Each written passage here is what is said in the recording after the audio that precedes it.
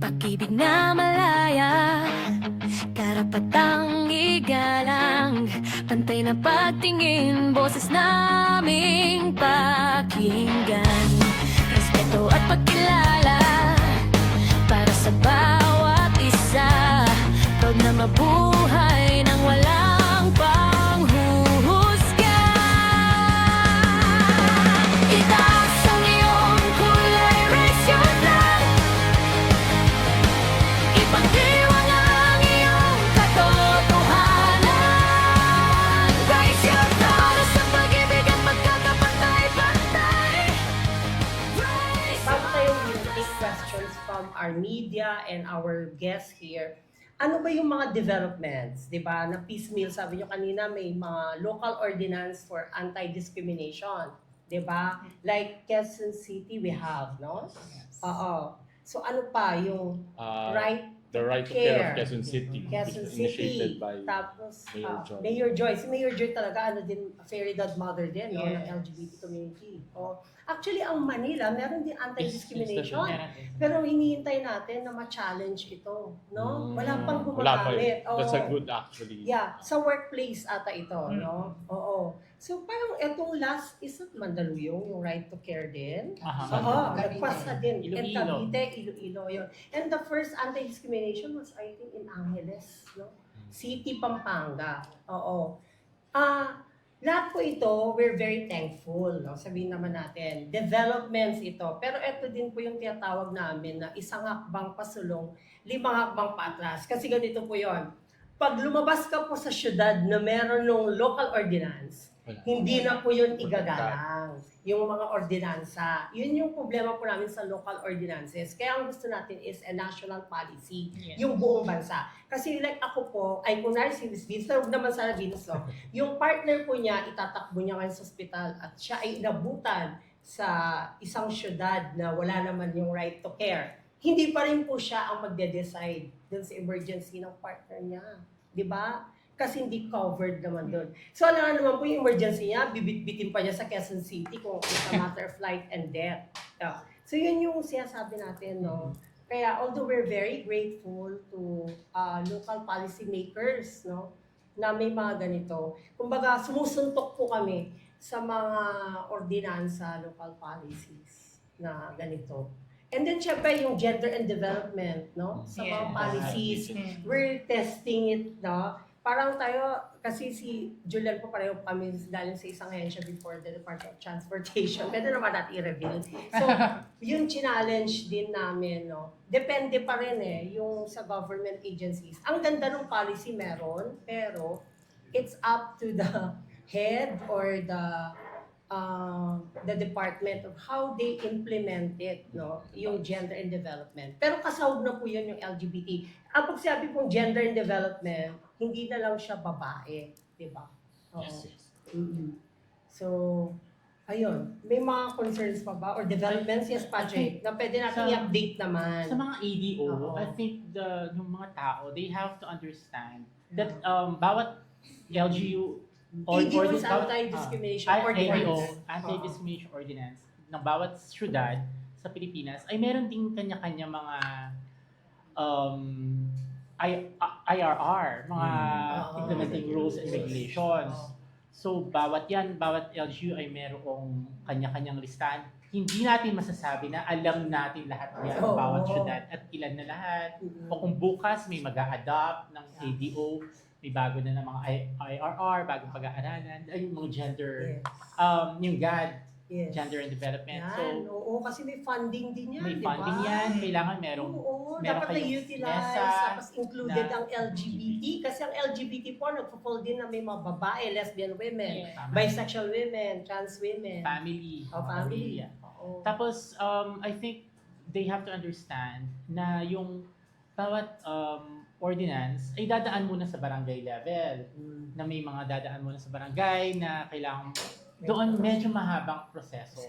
So, kailangan magkaroon tayo ng isang konkreto na isang national law na talagang streamlined at saka covered lahat para hindi lang bawat LGU kasi ang masasabi diyan is a city or a citizen of a city will be privileged than that of another city which does not have an ADO. So that alone is merong disparity in terms of protection of the law. So kailangan i-push natin on a national level. So That's for the for anti-discrimination. that. The right to care naman, anybody can come in. Di ba ang parang nakikita nating weakness naman ito is, are all hospitals going to follow or implement? I'm not Paano quite to, yet Julian? familiar Yeah, with the IRR ordinance, of so baka this. may- Yeah, but we have, yun yung i-challenge din sa atin, di ba, bilang advocates, na we have to check. Kunwari ang Quezon City, lahat ba susunod? And paano kung Tatalima. private? Yun. Paano kung Catholic private? Yun hospital? na naman. Kasi marami ding Right. For sure, they would invoke yeah, religious freedom. religious freedom. So magiging tali sila, Yes. 'di ba? So yun yung challenge din kay Mayor Joy Belmonte, no? At saka yung iba pang city. So yun yung titignan din naman natin, no? I-review na naman po namin na mga activists, advocates kung gaano tatalima yung ordinansa ng mga tulad nito. Pero again and again, we're very grateful. These are developments na dati po nung nagsisimula kami, walang-wala ito lahat. Like ako po, I was a victim of sexual harassment before. Alam ni Julian to, in one university. Ang interpretation lang po nun is an harassment can only be applicable between a biological man and a woman. So that was already amended. No? Anti-sexual harassment law. Ngayon pwede na po. It can happen between both sexes. Person, Yes, as in. persons. Yeah, as persons na po. Dati po, na-dismiss yung aking kaso because of that, by technicality. Kasi interpretation ng fiscal is Opposite. biological lang daw po. Pwede mangyari ang harassment. That was in 2001. So, very unfortunate. So, Very quickly lang, no? Yes, go, Add ko lang yung Safe Spaces Act. Yes, or the ayan, Bawal Bastos Law. oo. RA Now we can 1131. utilize. It actually uses the term homophobic, transphobic. Yeah. So Mas bawal slurs, siya. no? Yeah, bawal siya. Whether it's online or whether it's in public, it is prohibited. It is unlawful. Yeah. Illegal po. Illegal po ang homophobic remarks, Remarks. statements. Illegal ang transphobic statements or remarks in relation with RA 1131. Ayan. Pwedeng gamitin. Pwede Diba? Oo. At saka ito, alam ko, we have friends here from LTFRB, yung transportation sector, pinaigting din nila. Yung mga, sa mga public transportation. During the time na I was still there also. So nakita ko naman yung pagpapalakas ng batas na ito. So meron, no, doon tayo nakakasunto. So maybe we could open our discussion also to our guests. We're very lucky and fortunate that we have guests from the Gender and Development of the Commission on Elections. We have here also from Philippine Star and News Central. We have a group of bloggers, digital media here. Nandito sila lahat. We have Lionheart TV, we have Kabamilya Online, we have Kamagkaw, Miss Amazing Jing, Miss Gracie, nandito sila Sir R.M. Justine. And we have Duyan Kids Foundation. Ma'am Pamela is here. She's a very good friend. They're into HIV. Those PLHIV kids, no? Ayun, children living with HIV. Yeah, I've been working also with them even before. Thank you, Mami Pamela. Ang laki-laki po nung ginagawa din ni Mami. Isa pa yan ang problema natin, di ba? Ina-touch po nila sa LGBT community yung HIV na ginawa po kaming carrier na sakit na pang LGBT. Excuse me, di ba? So everybody is actually can get it if you're protected. And then, saludo talaga, you should talk to Mami Pamela mamaya because talaga lahat ng kids, children with HIV, ang kanyang kinakare, tinutulungan. So, doble-doble layer yung problema. Kasi children and then the HIV. Oo. And then, we have other guests pa here. So, pwede po kayo magtanong. I think they're very capable to answer you, ang ating pong panel. Ayan, si John Michael Bueno, mauna for sure. Kung magkaw. Naging panel na rin namin siya, si JM. Right now, where is the SOGI bill at? And what are the organizations willing to do because you've done a lot, I'm sure. Are you tired?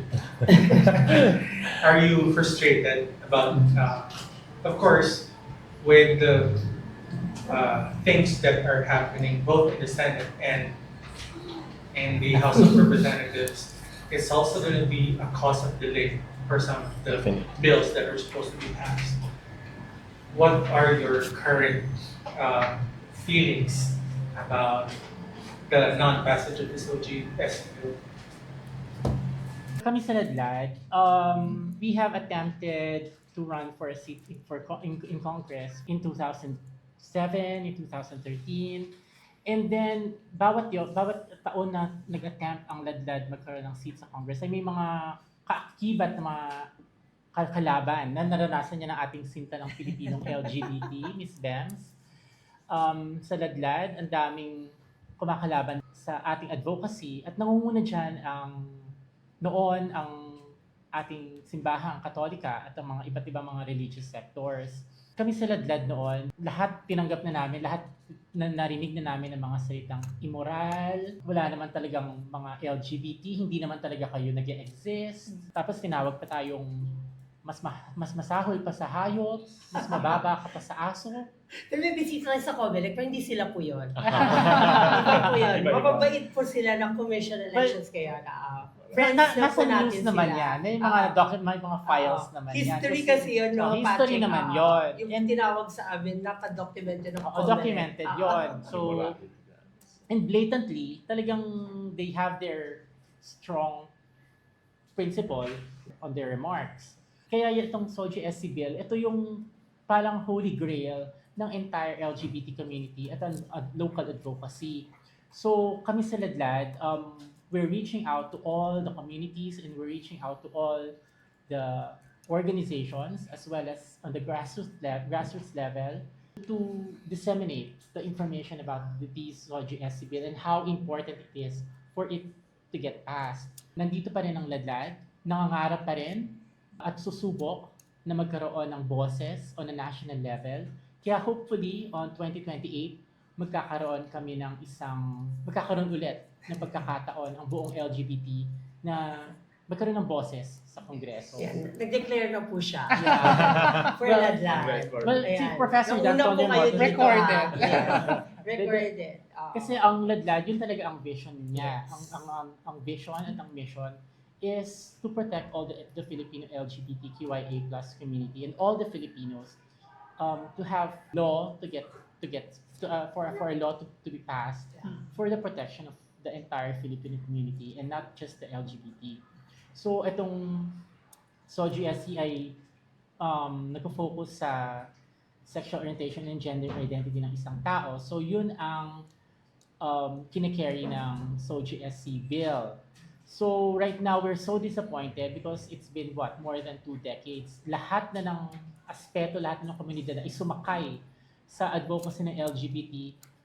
Pero it ends after June 30. It ends after June 30 Pride Month. Pagpatak ng July 1, nagliligpit na sila ng rainbow. So what does it mean? The advocacy is left to us sa mga organizations at sa mga advocates. It is up to us na ipagpatuloy ang nasimulang advocacy. So itong advocacy, it's not just a 1-month protest. It's not a 1-month goal, but it's a year-long. It's a process. It's an ongoing fight for a continuous call for the protection of the entire LGBT community. At nabanggit po lang ni Patrick, sisiko lang bago tayo pumunta sa ibang guest, na kasi ako po yung tumakbo noong 2010 and 2013 elections for Ang party list. sinta. Yeah, but it's a new membership now and I categorically make this statement. I don't have any plans of joining politics anymore, not even as a representative of any party list. I've been doing this project as an organic part of Verde Creatives, as a part of our core advocacies, because the struggle to human dignity and structural equality for me now cannot be reduced to an electoral tactic or a seat in Congress. But I will continue to support and own Ladlad party list as my party list in the 2030 elections. Salamat po. Yan, go. So they will have a new leaders po at mga nominees. Yeah. G, yung ano daw, sabi ni JM, are you tired? Nakakapagod ba? Hindi naman, no. Siguro, Paulit-ulit lang. pagdating na lang siguro sa strap, lagi naman kami naimbitahan actually, no. Kapag may mga consultation, dialogues, pagdating sa mga batas, no, especially the SOGI bill. I think the last time na it was filed, the SOGI bill, we were also invited actually, and we also participated in a parang in a right shop, gender right shop about the bill, no. Tapos, if I remember correctly, the status is I think still pending. And then but I think the good news with the SOGI bill is maraming legislators actually ang nag-file din actually ng kanilang mga version ng SOGI bill. Tsaka unanimous, no? Sa Oo. HREP, the House of Representatives Or already. 150 other Yeah. quality Correct, checks. correct. Ang And which is- deadlock lang is the Senate. Oo, yun. So, bottleneck pa rin pag sa ating pag-push ng SOGI bill. And what's funny is, I think also last year, there was another politician in the Congress who also filed a bill for the heterosexual. Ah, yes. Heterosexual. To hijack, no? Oo, so- Without consulting the community. So, nag-level up na sila, di ba? Nag-level up na sila. Panlaban na Gumawa na sila ng Anti-discrimination din daw po para sa heterosexual. bill. Oo. Pero I also think that there's also some politicians that are also pushing for CADP, the Comprehensive Anti-Discrimination Yes. Bill. Kasi nga, yun, parang dalawa siya, SOGI bill and CADP, no? So yun naman, di kami naman napapagod, no? Ever since, even the inception of the bill, no, na-consult din talaga ang strap Yes. sa ganyan. Tapos siguro ano lang din for us, no, we will support the SOGI bill, no, especially kung kailangan din siyang gawin. Minsan kasi may mga invitation din for us na parang wala pa pong SOGI bill sa city nila o sa municipality nila, baka strap can introduce. So ayun, so if you know, no, you can also always reach out to us. We're very Yes. active when it comes to legislative work, no. That's why we're also pushing for the legal gender recognition, which our organization drafted the bill. It's called the Simplified Legal Gender Recognition Bill. We also convene an organization of transgender organizations to help this, no, to cascade the bill, to inform the people about the bill, ano ba siya, and then advocate for that, no, and hopefully we can have some of the champions from the Congress and Senate to file this bill, no. Medyo matagal lang din kasi ang dami nga din nangyayari sa Congress and sa Senate, so medyo Tsaka yung bata nag-oppose, may kaso na. true. Bawasan. So, Nababawasan kami ng kalaban. Oo. So yun lang naman. Ayan.